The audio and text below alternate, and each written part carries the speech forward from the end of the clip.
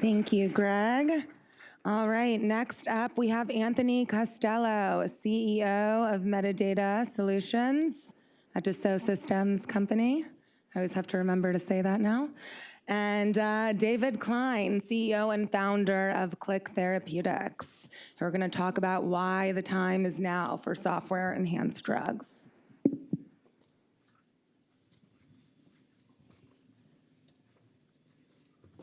Thank you, Laura. Thanks. Thanks, Lauren.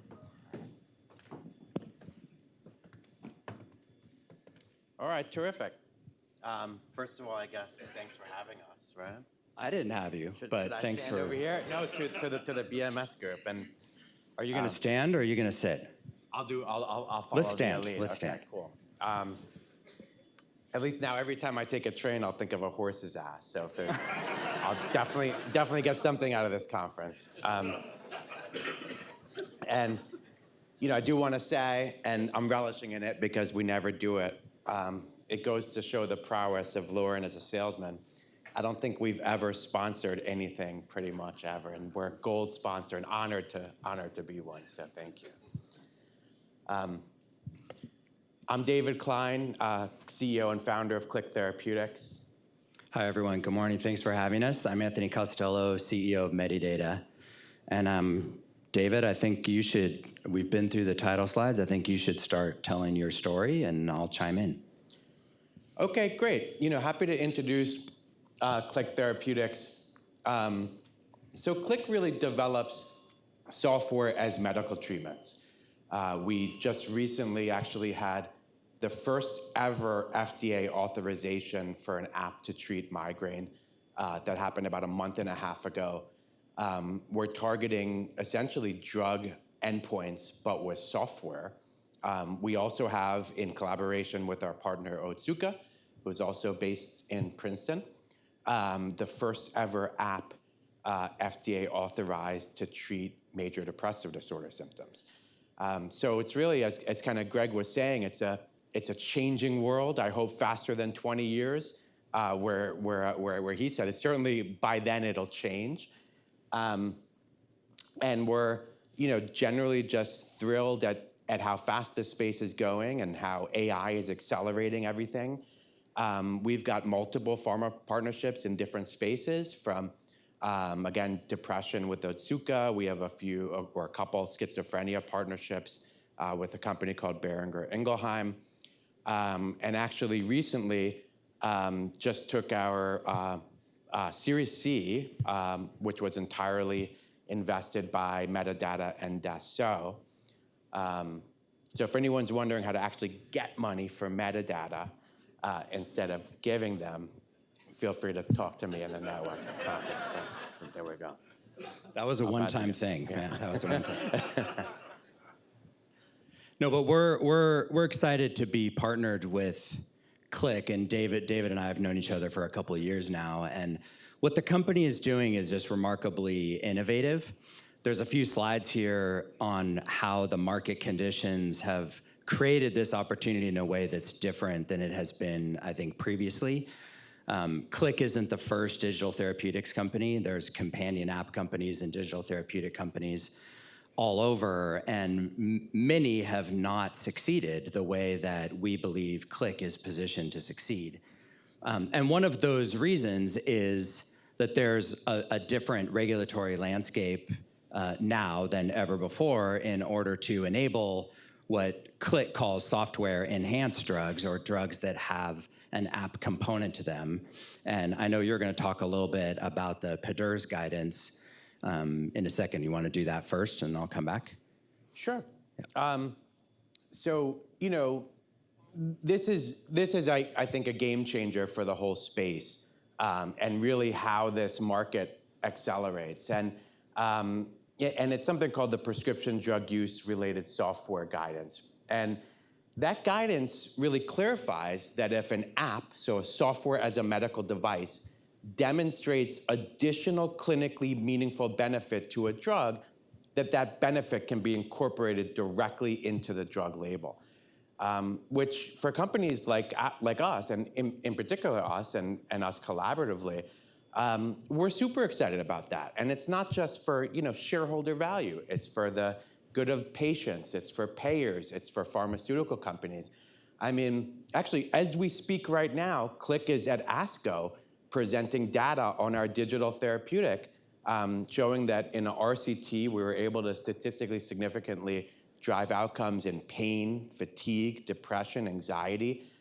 In fact, also at ASCO, you also saw new data from, I think, a 16-year-old study on exercise and a RCT showing that exercise can actually drive outcomes in oncology. The exciting thing about what we're talking about today is that you can essentially co-package these. You can put exercise and behavior change and cognitive modification and combine it with drugs to create safer and more effective treatments. And pharma are doing that. Click and Medidata are in probably no less than 40 different conversations with pharma companies, some your neighbors here, some of your competitors in oncology, or in serious mental illnesses. And this is really becoming reality. The first, call it software-enhanced drugs, will be launched soon. And on top of that, they're leveraging these LLM models that Greg was just talking about to continuously make the overall treatment better and better over time. Imagine if BMS's next generation of treatments weren't the same effectiveness for 15 years, but actually got better and better as it engaged patients more to the treatments and got them more vested in it over time. And that's really where we're headed, and one of the reasons we're super excited to be establishing this with Medidata. So I think this is a video of the latest migraine app that was just approved.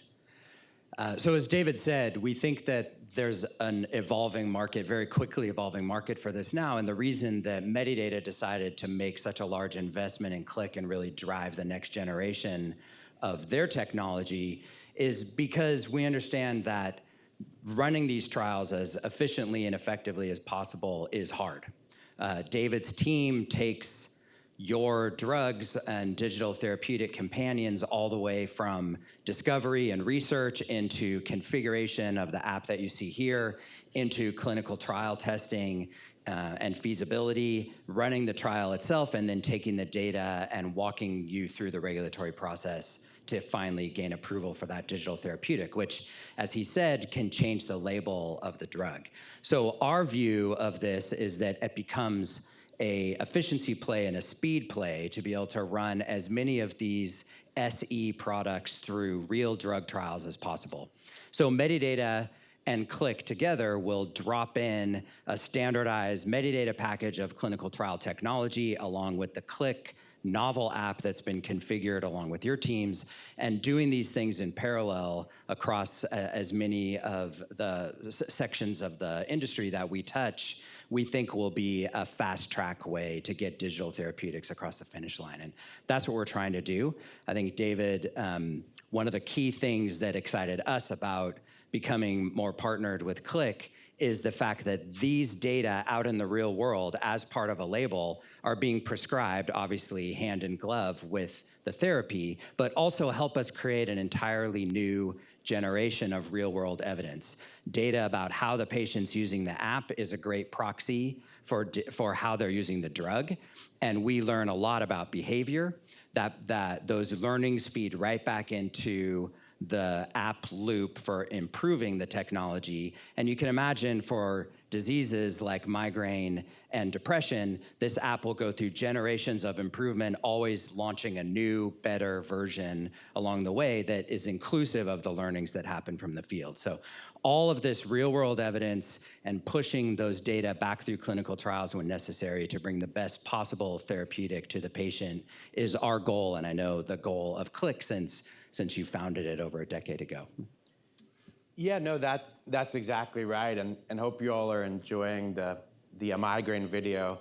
I think our lawyers would be losing their mind if they saw this. So, I'll say, part of the rationale of the Medidata Click partnership is, look, we see this space moving so quickly, and we have, we're probably on the cusp of announcing our first couple partnerships around these drug, call it device combinations. And you have a company like Medidata that's really always been at the forefront of clinical technology, has, I think you're in 8,000 clinical trials as we speak. And our vision and our goal for this space is really to help make digital part of standard of care. And that's what's really, at least excites me about this space. If you could take this migraine program, for example, we showed on average in our pivotal trial that the average patient went down from 7.5 monthly migraine days to about 4.5, right? Down 3 monthly migraine days, which was statistically significantly better than the control group, and is really, really meaningful to patients.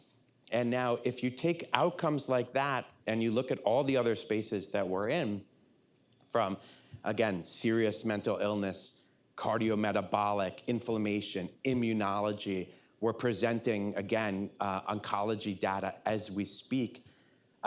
We're really, really looking forward to a future where we can essentially provide options to really any pharma company or manufacturer to essentially have an SE, software-enhanced dosage form of that drug, just like you'd have a extended release form. It's a pretty simple process that pharma really understands, and for a market drug, it would be a supplemental NDA on something that isn't just good for patients. It's something that could enhance formulary position, increase prescriber preference, and frankly, even result in a less sharp of a patent cliff lost, right? As people are on the SE drugs, and the payers, the providers, the patients might not necessarily want to take people off those as quickly because it's doing them so much good.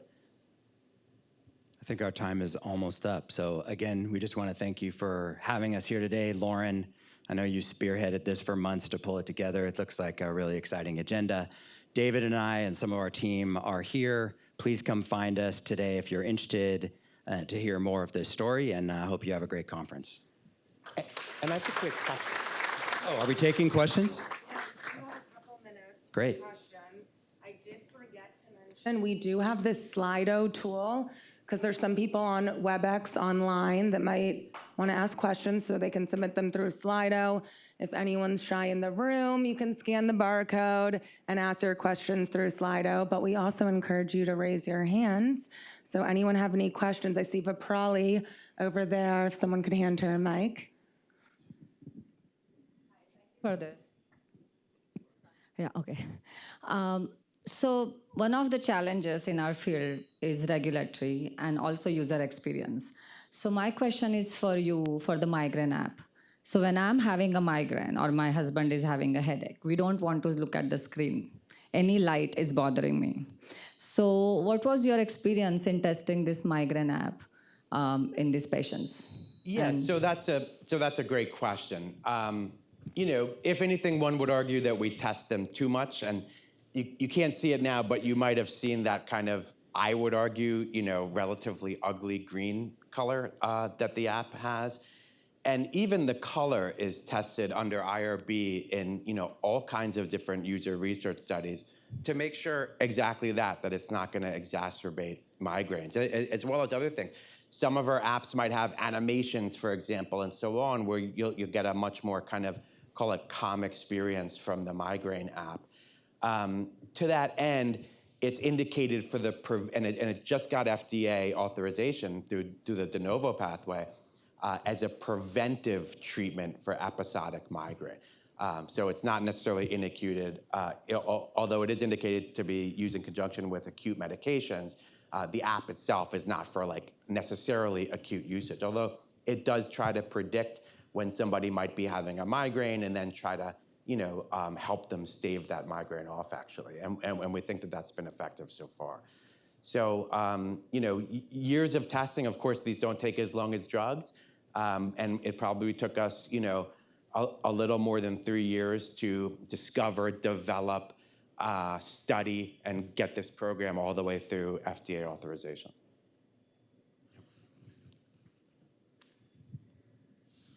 Another question over there from Sebastian. I think he was first. Hi, David. Sebastian from BMS. I used to be at the FDA in the same division which approved this product. So congratulations. Question for you, moving forward, are you thinking of integrating device sensor data into it so that you can personalize the experience for each patient? Because we're going to be getting that information. And kind of digital is a great place to kind of personalize that whole experience for the patient. Yeah, absolutely. And part of why we partnered with Medidata are their broad capabilities, including with sensors in clinical trials that we actually intend to utilize to even go commercial in some of these cases. So we didn't put the sensor as kind of officially part of the program. Sensors is such a fast-moving area, right? It's by the time we took 3 years and studied a sensor that's on a watch, that could be a tattoo, or it could be an implant, or it could be, you're kind of born with these things, right? So our technology actually is designed to be capable is capable of inputting these data from pretty much any kind of sensor system. And we are really actively working, and we have machine learning models around just this, to input sensor data and also use that to personalize the experience. So the app is personalized even without it's just basically off the sensor data in the phone and on the usage patterns, but it can also be personalized through sensor data. And as you can see from my Oura Ring and so on, I'm a tremendous proponent of utilizing those kind of data to improve the experience and personalization. So, and thank you for your support while you were at FDA.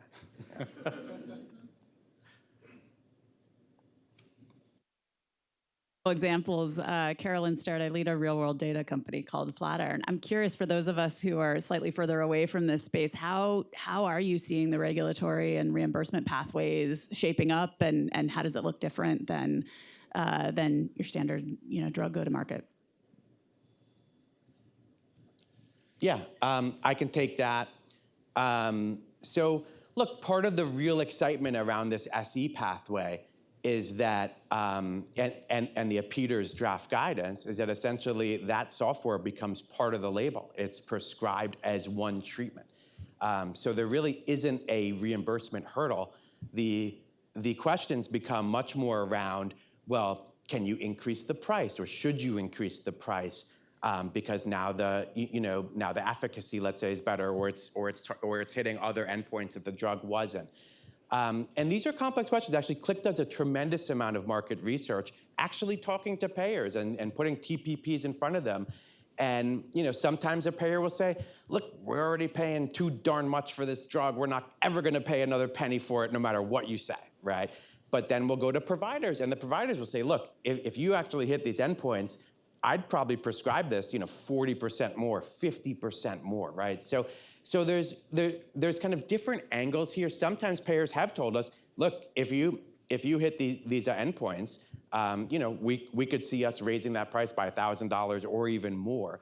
It also allows, all the benefits of these digital programs, as I think all of you know, is that it would also enable kind of, and I feel terrible talking about this because I feel like it's been talked about for 15 years and it's never really come to reality.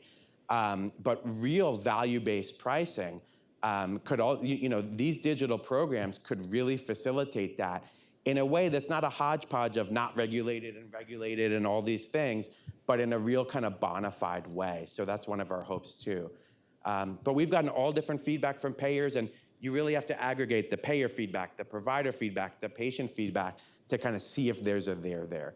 And we found that more often than not, there's a real kind of commercial story, especially if you look at BMS's drugs with Cobenfy and the new oncology asset you just had.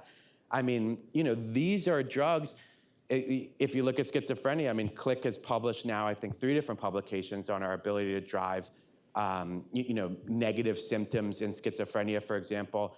There's all kinds of social skill training and other types of things that you can do for serious mental illness that a drug just doesn't do.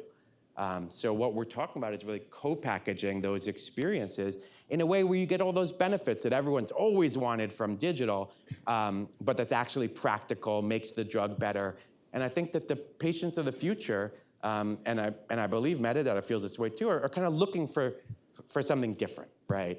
Everything we do is technology, and whether that's we're doing banking or anything you do, but when you get your drug, you get a paper bag mailed to you with instructions, right? And I think that this really is the way to change that, and we do feel that it is changing.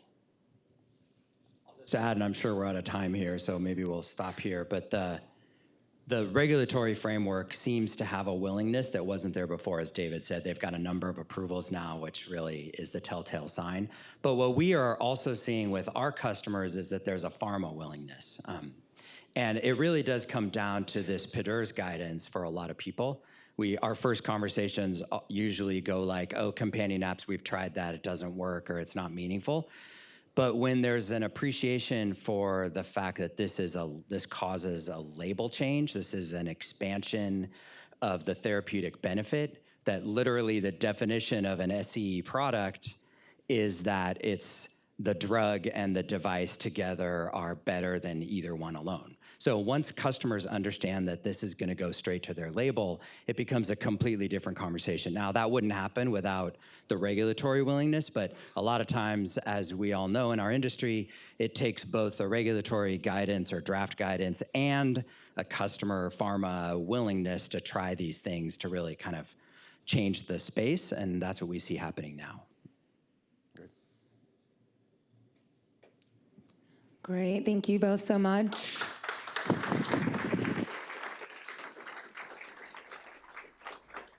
Awesome.